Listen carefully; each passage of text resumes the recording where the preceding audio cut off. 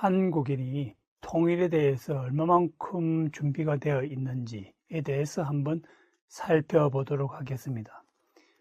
먼저 통일 방안에 대해서 설명을 드리자면 통일 방안에는 두 가지가 있을 수 있습니다. 하나는 합의 통일, 또 다른 하나는 흡수 통일이 있는데요. 합의 통일은 아무래도 흡수 통일보다는 긴 시간을 필요한 그런 통일 방안인데요. 합의 통일을 가능하게 하는 그런 접근법으로는 기능주의적인 접근법이 있습니다. 기능주의라고 하는 것은 뭔가 통일이 가능하도록 다양한 분야에서 기능적으로 작동하는 그런 분야를 발굴을 해서 그런 분야에서 먼저 협력을 한 다음에 최종적으로 통일에 대한 합의로 도달한다라는 그런 접근법인데요. 통일에 대한 합의라고 하는 것은 정치적인 결단, 정치적인 결정입니다. 그런데 그러한 정치적인 결단이 쉽지 않기 때문에 정치 분야 이외의 다른 분야에서 먼저 협력을 한다는 것이죠. 예를 들면 경제, 사회, 문화 이런 측면에서 다양한 협력을 하게 되면 스스로 상호 간에 어떤 협력의 경험을 공유하게 되고 신뢰도 확보하게 되고 그렇게 되면 최종적으로 가장 어렵다고 할 수 있는 정치 분야에서의 결정, 즉 통일이 이제 가능하다라고 보는데요. 이러한 접근법은 유럽의 통합에서 얻은 그러한 아이디어입니다. 오늘날 유럽의 국가들이 하나의 국가, 유럽 합중국이 되기 위해서 상당히 많은 노력을 하고 있는데요. 그래서 기존의 국가들을 없애고 하나의 국가가 되는 것을 우리가 통일의 과정이라고 보게 된다면 유럽의 통합이 남북 간의 통일에 어떠한 시사점을 주느냐라고 볼 때 유럽은 하나의 국가가 되기 위해서 먼 미래에 오랫동안 경제적인 통합을 먼저 시작했습니다. 그래서 경제적으로 상호 이익을 확보하게 되면 결국은 최종적으로 정치 통일이라는 것으로 이제 가게 된다라는 그런 접근법이고요.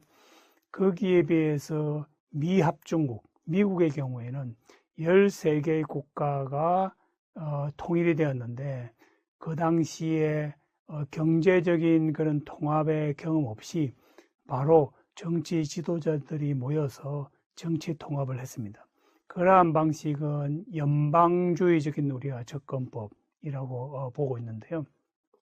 오늘날 북한이 주장하는 통일 방식은 연방주의적인 통일 방식, 즉 정치적인 통합으로 바로 가는 것이고요.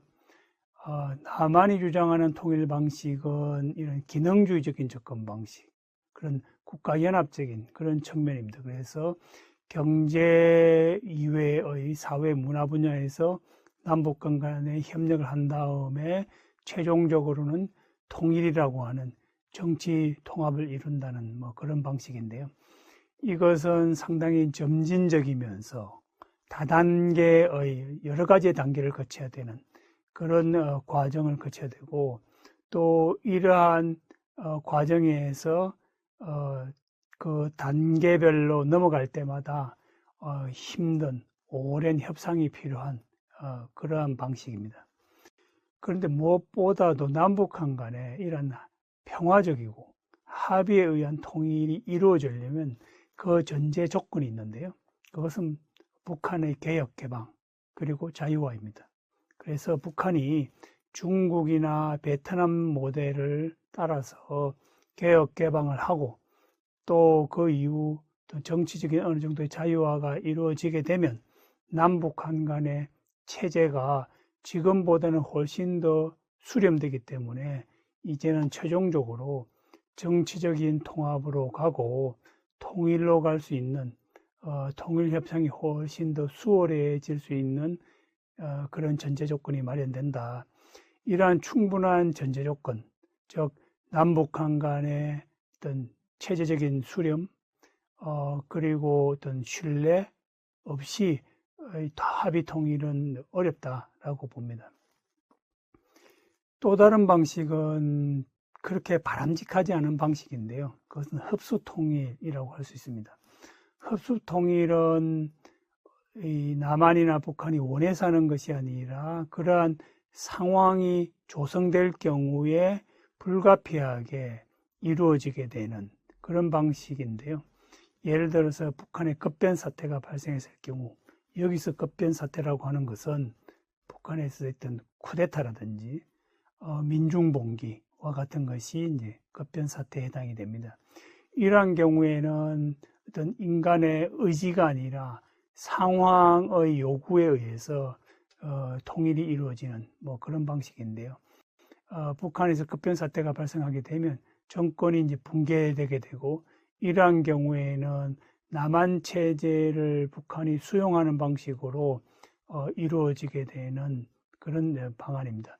그래서 이러한 흡수 통일은 상당한 혼란과 또 통일 이후에 많은 부작용이 발생할 수 있기 때문에 한반도의 통일은 최대한으로 합의에 의한 방식으로 이루어지는 것이 가장 바람직할 것입니다. 한반도가 언제 통일이 될 것이냐라고 하는 그런 인식에 대한 여론조사 결과가 지금 보여드리는 이 그래프인데요. 5년 이내에 통일될 것이다 라고 하는 것은 이 초록색 선입니다. 제일 밑에 있는 초록색 선을 보게 되면 약 5%가 조금 못 미치는 국민들이 5년 이내에 통일될 것이다 라고 보고 있고요. 두 번째로 파란색 선은 10년 이내에 통일될 것이다 라는 그 선인데요. 한 15%의 국민이 이렇게 생각을 하고 있습니다. 그리고 노란색의 경우에는 20년 내에 통일이 될 것이다 라는 인식인데요. 이것 한 25%의 국민이 그렇게 보고 있습니다. 그래서 이 세 개의 선을 합치게 되면 한국 국민의 한 45% 정도가 20년 이내에는 통일이 될 것이다 라고 이렇게 생각을 하고 있고요. 대체로 이러한 인식은 2007년도부터 2020년까지 조사한 이 결과 지속적으로 거의 비슷한 수치로 나타나고 있다는 것이죠. 그렇게 본다면 거의 지난 10년 동안 혹은 10년 이상 동안 한국민들은 20년 이내에는 통일이 될 것이다 라고 하는 약 한 절반 정도의 국민이 그렇게 생각을 하고 있고, 상당히 희망적인, 낙관적인 그런 견해입니다만은, 그동안 이미 20년 가까이 세월이 흘렀지만, 이러한 낙관적인 전망에도 불구하고, 남북한 간의 통일은 아직 상당히 많이 시간이 필요하다라는 측면에서 일반 국민들의 희망과 또 현실은 상당히 좀 다르게 나타나고 있다라는 것을 우리가 여기서 직시해야 될 것 같습니다. 통일 비용을 얼마나 부담할 생각이 있냐라는 이 설문조사 결과를 보게 되면요, 2008년도와 2009년도 뭐 다소 좀 다르게 나타나고 있습니다만은 통일 비용을 부담하고 싶지 않다라고 하는 국민이 2009년도에는 한 20%, 2008년도에는 한 30% 이렇게 나오고 있습니다. 그래서 이것을 해석을 한다면 아마 부담하고 싶지 않다라고 하는 국민은 통일을 원하지 않는 국민들일 가능성이 이제 높다라고 보고요. 한국에서 통일을 원하지 않는 국민들이 한 20% 정도 되고 있다는 측면에서 통일을 원하지 않고 그리고 또 통일 비용을 부담할 생각이 없다라고 하는 국민이 20%에서 한 30% 정도 수준에서 위치하고 있다는 것을 우리가 이 그래프를 통해서 알 수 있고요. 그 다음에 10,000원 이하를 부담할 수 있다, 연간. 라는 국민이 한 25% 정도 나오고 있습니다. 정확하게는 한 24%에서 24.6%인데요. 만 원이라고 하는 것은 이제 한 10달러 정도에 해당이 되는데 1년에 10달러 정도의 이 비용 부담은 북한을 경제적으로 재건하는 데는 상당히 부족한 그런 금액입니다.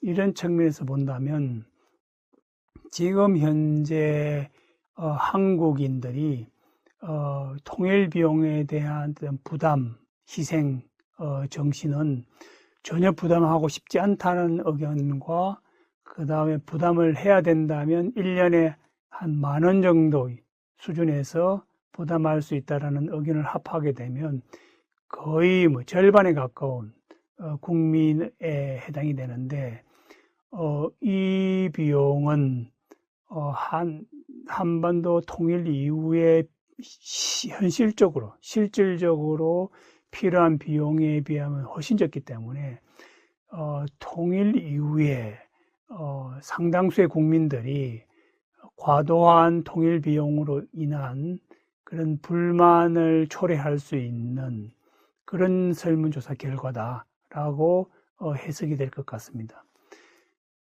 그 다음에 2만 원에서 5만 원 정도 부담할 수 있다는 국민이 한 22% 정도 나오고요. 그 이상으로 6만 원에서 한 10만 원 정도, 한 13에서 한 16 정도 나오고요. 그 다음에 10만 원 이상 정도 부담할 수 있는 그런 국민은 상당히 소수에 불과합니다. 한 10%에서 한 15% 정도 국민이 그래도 연간 10만 원 이상 부담할 수 있다라고 이야기를 하고 있는데요. 제가 볼 때는 현실적으로 아마 통일 이후에 통일 부담을 생각한다면 10만 원 이상 부담하겠다라고 하는 이 정도가 비교적 현실적인 수준이고요. 이 10만 원 이상 부담하겠다라고 하는 국민이 사실상 절반 정도가 되어야만이 통일 비용에 대한 현실적인 준비가 되었다라고 볼 수 있겠습니다. 통일을 하려면 남북한 간의 통일도 중요하지만 통일에 대한 국제적인 좀 지지도 필요하게 되겠습니다. 그런데 현재의 통일 환경을 보게 되면 통일을 저해하는 요인이 통일을 촉진하는 요인보다도 훨씬 더 강하다라는 것을 알 수 있는데요. 현재 한반도를 둘러싸고 있는 국제적인 환경을 살펴보게 되면 여러 가지 양자적 차원에서 갈등들이 발견되고 있습니다. 미중 간의 갈등이 있고요. 또 미러 간에도 갈등이 있어서 지금 현재 신냉전이라고 부를 정도로 상당히 심각한 안보 갈등이 한반도 주변에서 일어나고 있고요. 심지어는 같은 협력국가, 파트너라고 볼 수 있는 한국과 일본 간에도 여러 가지 이제 갈등이 좀 일어나고 있습니다. 가장 대표적인 갈등이 역사적인 갈등인데요. 이렇게 한반도 주변에는 이 양자적 차원에서 여러 가지 이제 갈등이 일어나고 있기 때문에 통일을 촉진하기 위해서는 이러한 주변 국가들을 모두 다 아우르는 지역적 차원에서 다자적 차원에서의 좀 협력이 필요하다라는 거 할 수 있고요. 무엇보다도 독일 통일을 보게 되면 독일의 통일은 동서독 간이 통일을 하였지만 먼저 유럽이 통합됨으로 해서 독일 통일이 가능했다라는 측면에서 본다면 한반도의 통일도 주변 국가들이 서로 갈등하고 대립하는 가운데 남북한이 통일되기는 좀 어렵다라고 봅니다. 그렇게 본다면 결국은 남북한이 통일하는 데 유리한 지역 환경을 조성하기 위해서는 동북아가 잘 통합이 되어야 된다라고 볼 수 있고요. 이런 관점에서 한국은 동북아 공동체 방안을 주도하고 있습니다. 무엇보다도 이 한반도 문제, 이 국제 문제를 해결하는데 가장 효과적인 방법은 바로 이 주변 국가들이 모여서 이 한반도에 대한 이익을 공유하고 있는 국가들이 이 동북아 공동체를 먼저 마련한 다음에 지역적인 협력을 하게 되면 남북한 간의 통일이 보다 더 수월해질 수 있는데, 문제는 이러한 한국 주도의 동북아 공동체 방안에 대해서 적극적으로 협력하는 국가들이 있는 반면에 또 소극적인 국가들도 있다. 그래서 적극적인 국가는 주로 러시아, 한국, 일본이 있고요. 소극적인 국가는 미국, 중국, 북한이 있습니다. 미국과 중국은 강대국이기 때문에 다자적인 협력보다는 이 양자적인 협력을 선호하고 있고요. 북한의 경우에는 아무래도 좀 폐쇄적이고 고립적인 국가이다 보니까 이러한 지역적인 다자적인 협력에 좀 소극적인 모습을 보이고 있습니다. 다행스럽게도 최근에 중국 주도의 RCEP이 성공적으로 좀 타결이 되었는데요. 2020년도에 RCEP이라고 하는 것은 영내 포괄적 경제 동반자 협력이라는 뜻입니다. 이것의 핵심은 FTA 협정인데요. 이 RCEP에 가입한 국가들 간에 서로 자유무역을 한다라는 뜻이죠. 기능주의적 관점에서 지역 통합이 되려면 경제적인 통합에서 출발해야 되는데, 이러한 자유교역은 좋은 출발점이라고 볼 수 있습니다. 현재 RCEP에 참여하고 있는 국가로는 한중일 3국 이외에 아세안 10개국, 그리고 호주, 뉴질랜드가 있습니다.